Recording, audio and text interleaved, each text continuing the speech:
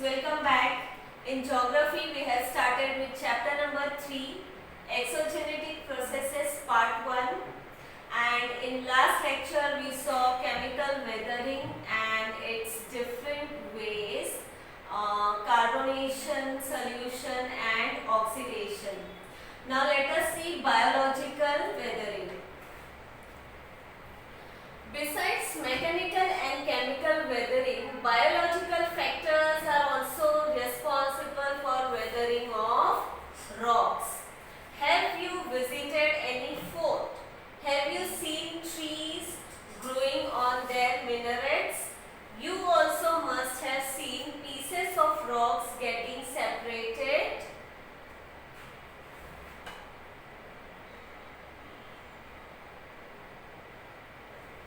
because of the roots on the trees. Okay, mechanical और chemical weathering के अलावा biological weathering भी responsible है, okay, for weathering of rocks.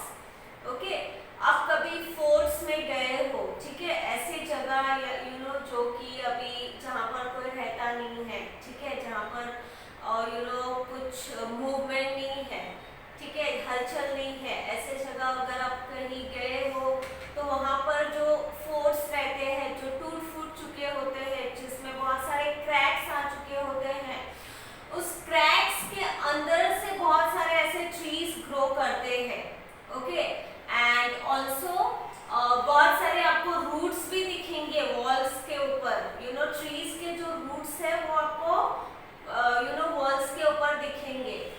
As you can see here in this picture, ये picture में आपको दिख रहा है कि ट्रीज के जो रूट्स है, ओके, ये फोर्ट है, उसमें आपको रूट्स वगैरह दिख रहे हैं, जो कि फोर्ट को, जो बिल्डिंग है उसको क्या कर रहा है, वो तोड़ रहा है. ओके, उसके गैप में जब ट्रीज उगते हैं और रूट्स फैलते जाते हैं तो क्रैक्स डेवलप होते जाते हैं रॉक्स में.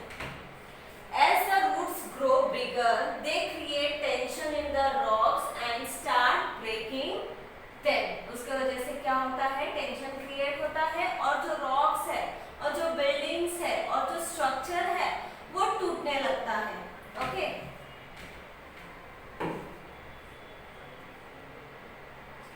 ants make large anthills, rats, mice, rabbits and other worms and insects make burrows in the ground. These animals are called burrowing animals.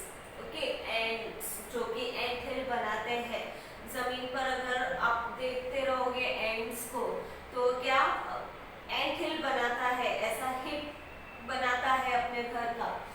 And जो चूहे रहते हैं, rats, mice and rabbits, या फिर जो वॉर्म्स रहते हैं, जो कीड़े मकोड़े रहते हैं, वो, ठीक है, वो क्या करते हैं, ग्राउंड को बरो करते हैं, यानी ग्राउंड को डिग करते हैं और उसके अंदर वो अपना घर बनाते हैं. Right, these are called burrowing animals. उसको बरोइंग एनिमल्स बोलते हैं. Because of their activity weathering of rocks occur. वो जो बरो करते हैं ग्राउंड को, उसके वजह से भी वेदरिंग ऑफ रॉक्स होता है. Okay, besides these, algae, moss, lichen, other flora, etc.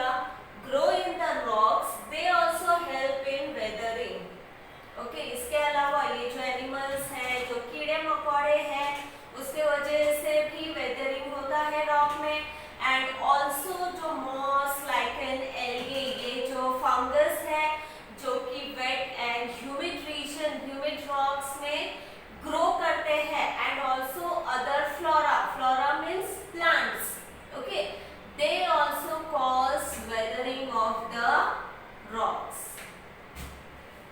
Now you can see here in this picture, ये पिक्चर है लाइकेन का.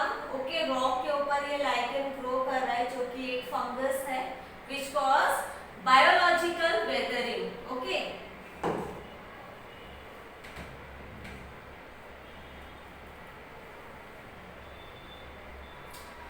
now see mass movements, that is mass wasting. The weathered rock materials start moving along the slopes due to gravity and accumulate near the foothills or the gentler slopes.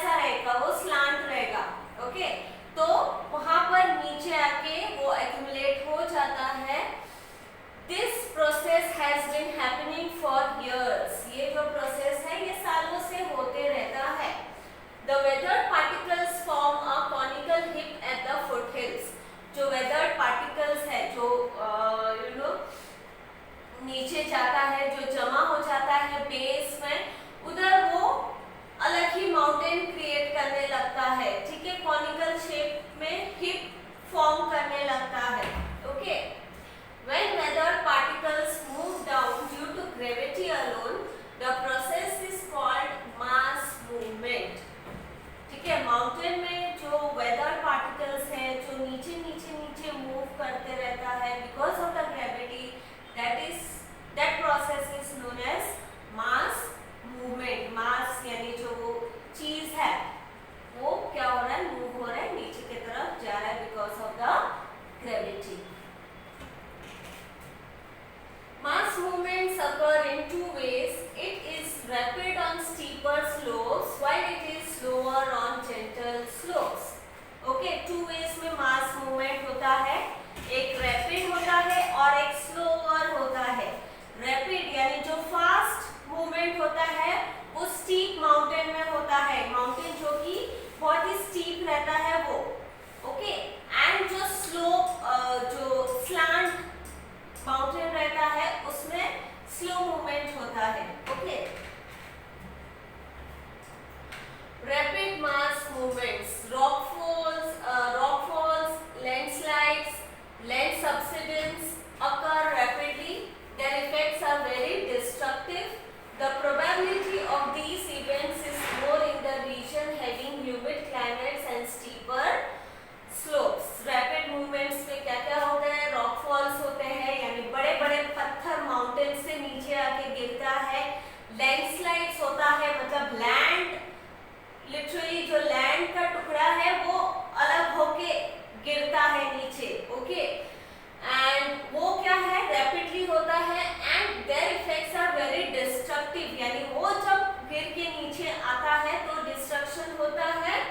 And ये जो चीजें हैं वो ज्यादातर कहाँ पर होती है, ह्यूमिड क्लाइमेट्स में होती है, place having humid climates and steeper slopes, यानी जो माउंटेन जिसके स्लोप्स बहुत ही स्टीप है वहां पर ये होता है। A thick layer of weathered material forms on the slope. When it rains in such areas, the rainwater penetrates the weathered materials and their weight increases. The weathered materials move very rapidly and come down with the slope. Example, the mudslide at Malin village of Pune district. Okay, जो mountains रहते हैं उसमें जो weathered materials रहते हैं वो accumulate हो जाते हैं। Okay, and because of the rainfall वो जो वेदर्ड मटेरियल है वो क्या होता है, नीचे की तरफ गिरने लगता है।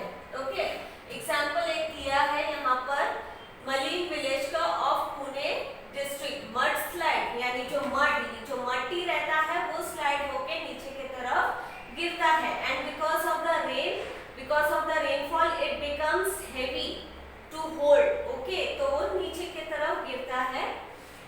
Sometimes the weathered materials do not move downwards but sink in situ where they are. कभी-कभी जो weathered materials है माउंटेन में वो क्या होता है, वो नीचे नहीं गिरता, वो उधर ही धंस जाता है, अंदर जमीन के अंदर वो मटेरियल धंस जाती है।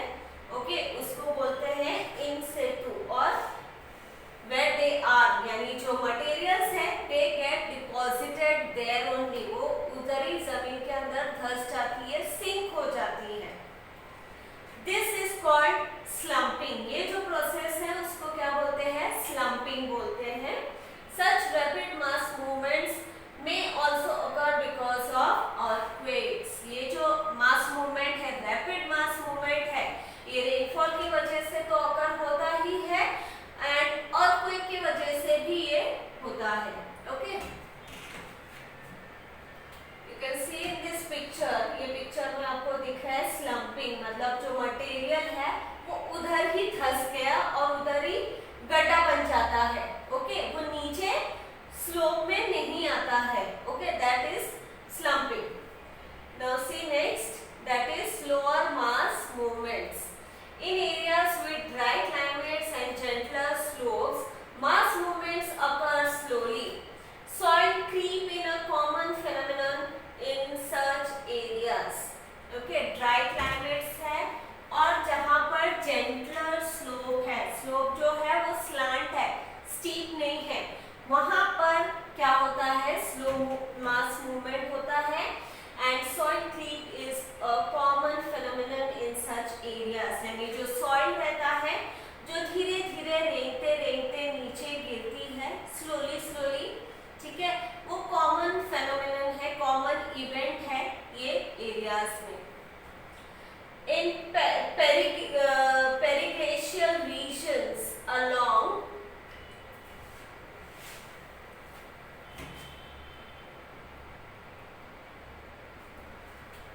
the slopes, small layers of soil accumulate because of the movement of soil. This is called solifluction. Okay, in periglacial region यानी जहाँ पर ग्लेशियर्स होते हैं, यानी जो कोल्ड रीजन होता है, ओके, जहाँ पर स्नो वगैरह होता है, उस रीजन के एडजेसेंट का जो रीजन है, जो स्लोप्स है, वहाँ पर छोटे छोटे लेयर्स बन जाते हैं सॉइल के, जो सॉइल एक्यूमुलेटेड सॉइल है उसके लेयर्स बन जाते हैं because of the slow movement, and this is called solifluction. See this figure 3.13.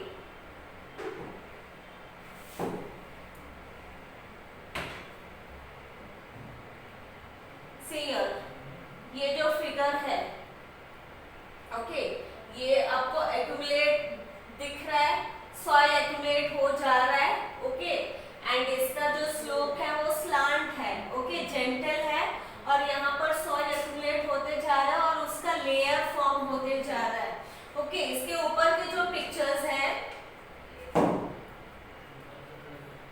ये लैंडस्लाइड्स के हैं, यानी जो पहाड़ के जो टुकड़े हैं, जो लैंड के जो टुकड़े हैं वो गिरते हैं, एंड ये रॉक फॉल, यानी जो बड़े बड़े पत्थर है पहाड़ के ऊपर से वो नीचे की तरफ गिरते हैं। ये जो है ये रैपिड मास मूवमेंट है, लैंडस्लाइड भी जो है वो रैपिड मास मूवमेंट है।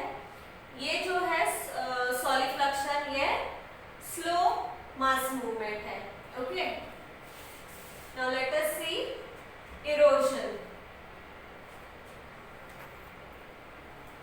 Now see erosion, like weathering and mass movements, erosion is also an external process। जैसे हमने weathering देखा और mass movement देखा, जो कि एक external process था, जिसके वजह से landforms form होते हैं अर्थ के ऊपर।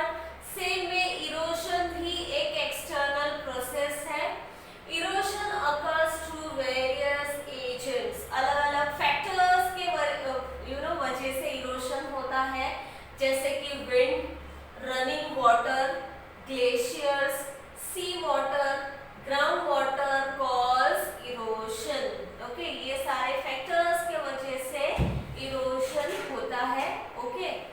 We will study the agents of erosion and the landforms produced by them in the next lesson. हम इरोशन और उसके वजह से उसके जो अलग अलग फैक्टर्स हैं वो भी हम देखेंगे, एंड ऑल्सो उसके वजह से क्या क्या लैंडफॉर्म्स फॉर्म होते हैं वो भी हम देखेंगे इन द नेक्स्ट